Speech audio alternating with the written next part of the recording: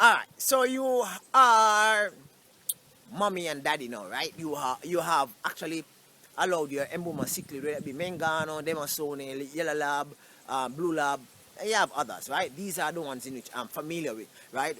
So you're about to be a mommy and a daddy in the as a fish hobbies, right? Yeah, you have some fries swimming around in your aquarium. Alright. The next question is, how do you ensure that these fries grows to a particular size without being preyed upon by the larger fish?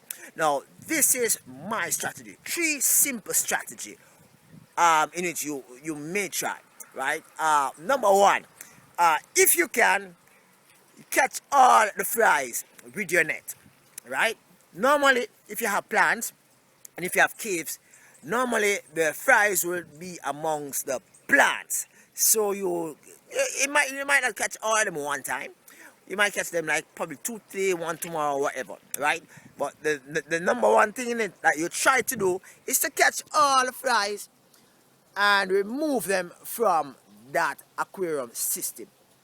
Number two thing is you can do so as to preserve your Mbuna spawn is you could try to actually establish some small caves within the aquarium or in the pond space, which disallows the larger Mbuna Cichlids within the system to actually maneuver and to go through, so as to prey upon the newly released spawn.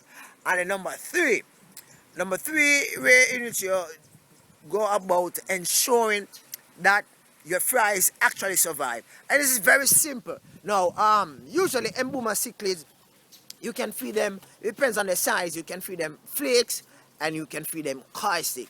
Now, should in case your Mbuna Cichlids are being fed caustics, it will be I am suggesting to you, right, that you apply, how should I say, that you use a type of fish food that the flies can actually consume. If you have an outdoor system like mine, where you have algae, and you have insects going around the pond, in the pond, whatever, right? There are a greater percentage of chance that the flies will survive, right? Because the flies can consume the microorganism that exists at the side of the pond and all that. However, if you have an aquarium, now this is where it's get a little ticklish. You have to ensure that your flies do have some form of fish food, because what will happen is that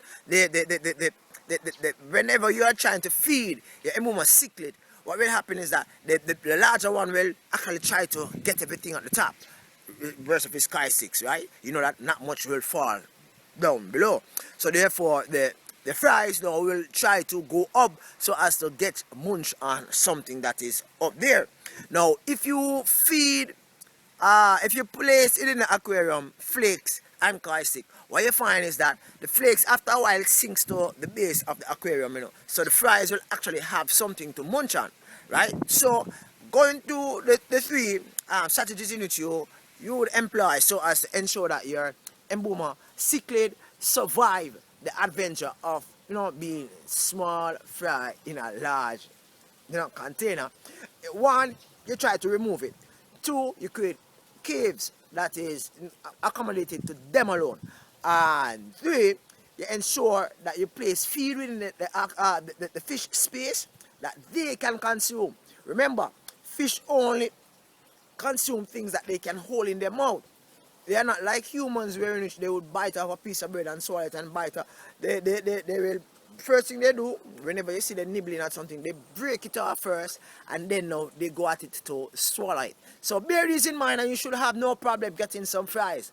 Some of my fish are missing. What do you think? Catch you next time. Cool.